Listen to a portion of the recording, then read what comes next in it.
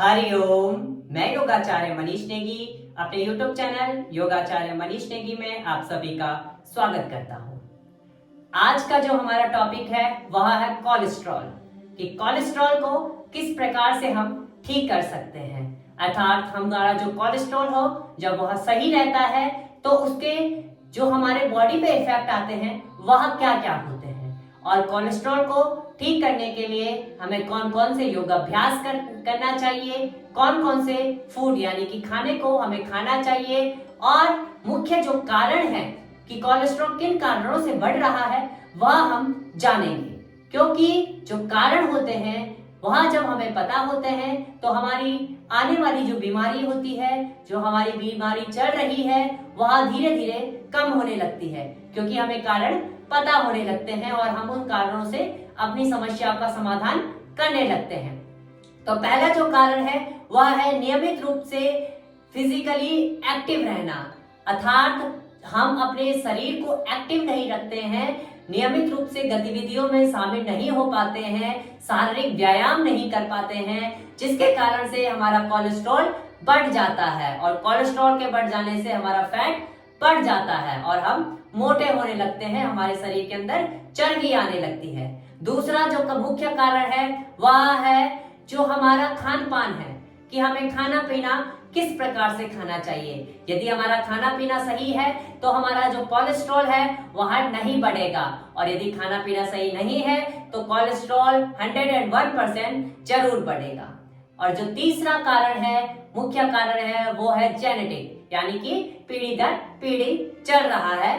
आपके दादाजी को था, पिताश्री को था, आपको भी हो गया है। ऐसे पीढ़ी दर पीढ़ी जो जेनेटिक प्रॉब्लम होती है वह चल रही है, तो वही कोलेस्ट्रॉल भी होती है जो पीढ़ी दर पीढ़ी चल रही है। तो ये मुख्य कारण थे जिनके अभ्यास से या जिनको हम जान रहे हैं, और अब हम जानेंगे कि कौन कौन से योग अभ्यास हैं जिनकी मदद से हम अपने शरीर के कोलेस्ट्रॉल को कम कर सकते हैं, सही रख सकते हैं और फिट रह सकते हैं। तो योग अभ्यास के लिए आप सभी को मेरे साथ आना है।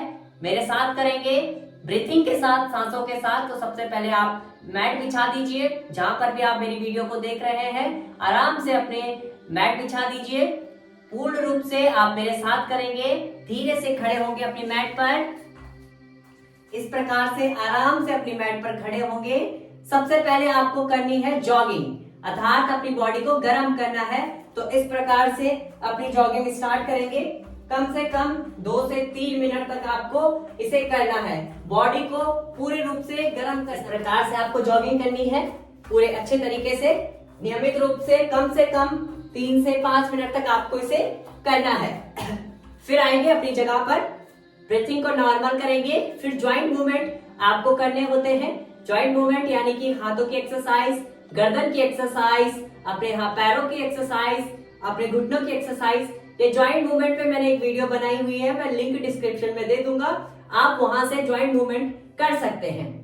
अब अगले अभ्यास की ओर आते हैं। तो आपको क्या करना है, दोनों हाथों को ऊपर उठाना है, सांस भरते हुए ऊपर और सांस छोड़ते हुए नीचे, सांस भरते हुए ऊपर और सांस छोड़ते हुए नीचे, सांस भरते हुए ऊपर, सांस छोड़ते हुए नीचे। पश्चिमोत्तानासना, इनहेल अप, एक्सहेल डाउन। हस्तोत्तान और पाद हस्तोत्तान आसन की ओर आपको नियमित रूप से करना है। फिर हम पश्चिमोत्तान आसन की ओर भी आएंगे, साथ ही साथ continue. Inhale up, exhale down, inhale up, exhale down. आपको इसे कम से कम 15 से 20 बार करना है।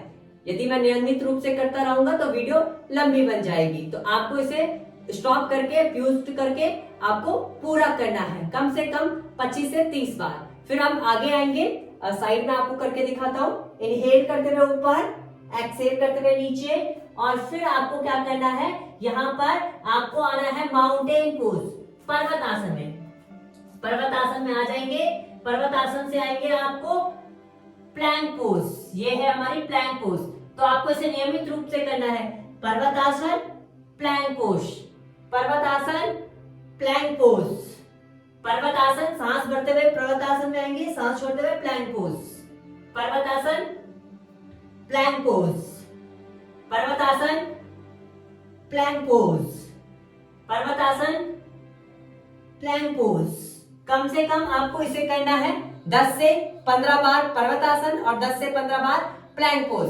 यहीं से हम आएंगे अपने दूसरे अभ्यास की ओर जो है कोबरा पोज। जो इनहेल करते हुए कोबरा पोज। इस प्रकार से आपको यहाँ पर होल्ड करना है जितनी देर आप कर सकते हैं। आर्च बैक होंगे, यू इस प्रकार से roll back your shoulder, arch back और लुक अप। लुक अप ऊपर देखेंगे, होल्ड करेंगे, होल्ड करेंगे जितनी देर आप रह सकते हैं अपनी क्षमता अनुसार। होल्ड करते हुए इसको कम से कम 5 से 10 सेकंड आपको होल्ड करना है। फिर धीरे से आ जाइएगा शशांक आसन में, पूरा रिलैक्स। सांस छोड़ेंगे, सांस लेंगे, सांस छोड़ेंगे, सांस लेंगे। धीरे से आएंगे वज्रासन में। वज्रासन की ओर आपको बैठ जाना है। अगले अभ्यास की ओर आएंगे, आपको लेट जाना है अपनी मैट पर। ये मैं आपको थोड़ा थोड़ा करके दिखा रहा हूं, आपको सेट बाय सेट आपको करने हैं। 5-5, 10-10 सेट आपको जरूर करने हैं हर एक आसन में। अगले अभ्यास की ओर आएंगे, हमें आना है, लेट जाना है अपनी मैट पर। अब आएंगे हम ब्रिज पोज। दोनों हाथों से अपने दोनों पांव को पकड़ लीजिए। नाउ इनहेल अप और एक्सहेल करते हुए down. Inhale up, exhale down. Inhale up, exhale down. Inhale up, exhale down. Inhale up, exhale down. Inhale up, exhale down. अब आपको 10 से 15 बार ऐसे करने के बाद इनहेल करते हुए ऊपर उठाना है। कम से कम 2 से 3 मिनट की होल्डिंग इसे करनी है। फिर आ जाएंगे रिलैक्स करते हुए। अगले अभ्यास की ओर आएंगे। दोनों हाथों को इस प्रकार ग्रिप करते हुए आपको आ जाना है पवन मुक्त आसन। आपको अपने जो हमारा चिन है, फोरहेड है और नोज है, उनको अपने नीज के साथ टच करवाने का प्रयास करना है। और यदि किसी को सर्वाइकल की प्रॉब्लम है तो आपको गर्दन नहीं उठानी है। सर्वाइकल की प्रॉब्लम वाले को गर्दन नहीं उठानी है और औरों को आराम से गर्दन उठाकर आप पवन मुक्त आसन सीरीज में आ सकते हैं, पवन मुक्त आसन कर सकते हैं। पूरा रिलैक्स करेंगे। यहाँ पर आपको 5 से 10 मिनट तक पवन मुक्त आसन करना है। डेली आप पवन मुक्त आसन करेंगे। फिर रिलैक्स करेंगे, दोनों पांव को खोल देंगे, दोनों हथेलियों को ऊपर रखेंगे, लंबा गहरा सांस भरेंगे, लंबा गहरा प्रश्वास करेंगे, लंबा गहरा सांस भरेंगे और लंबा ही गहरा प्रश्वास करेंगे। अगले अभ्यास के लिए आएंगे, दोनों पांव को ऊपर उठाएंगे एकदम सीधा।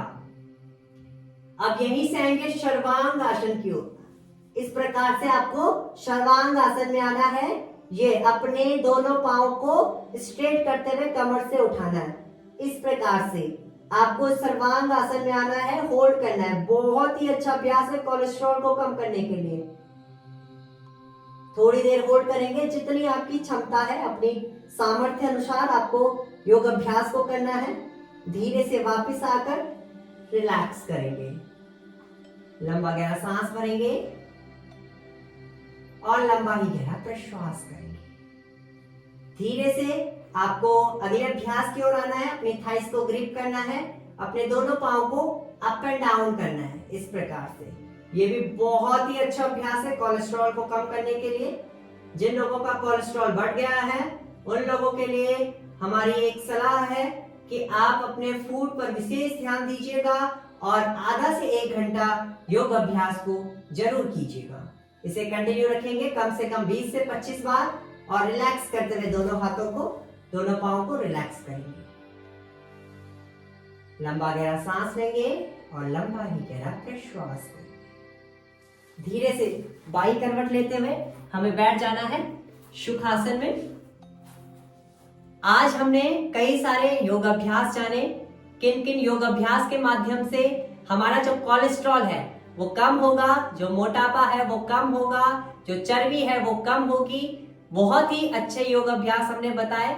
ये थे कुछ बहुत ही निम्न योग अभ्यास, यानी कि बहुत ही सरल योग अभ्यास जिनकी मदद से हम अपने कोलेस्ट्रॉल को कम कर सकते हैं। आइए अब हम जानते हैं कि कौन कौन सी चीजों का सेवन हमें करना चाहिए। तो हमें साबुत अनाज का सेवन करना चाहिए, साबुत अनाज वाली चीजों का सेवन हमें करना चाहिए, बीन्स का सेवन हमें करना चाहिए, नट्स का सेवन हमें करना चाहिए, सोमों का सेवन हमें करना चाहिए। ये सारी चीजें हमारे खाने के लिए उपयोग में आती हैं, हमें इनका उपयोग करना चाहिए। और हमें जामुन जो एक फल होता है उसका सेवन करना चाहिए, हमें खट्टे फलों का सेवन करना चाहिए, हमें सेब का सेवन करना चाहिए, हमें ऐसी चीजों का सेवन करना चाहिए जो हमारे फैटी लेवल को कम करे, अर्थात जो हमारा फैट बढ़ चुका है उसको कम करे। इन चीजों का हमें सेवन करना चाहिए। तो आज का जो सेशन था इस पे हमने जाना कि कोलेस्ट्रॉल को कम किस प्रकार से कर सकते हैं, क्या क्या उसके कारण है, कौन कौन से योग अभ्यास थे जिनके माध्यम से हमने कोलेस्ट्रॉल को कम किया, और कौन कौन से फूड को हमें खाना चाहिए।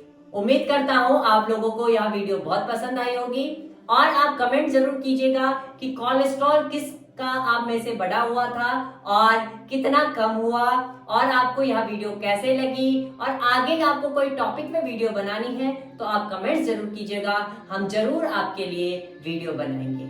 मिलते हैं एक नई वीडियो के साथ, तब तक के लिए हरि ओम।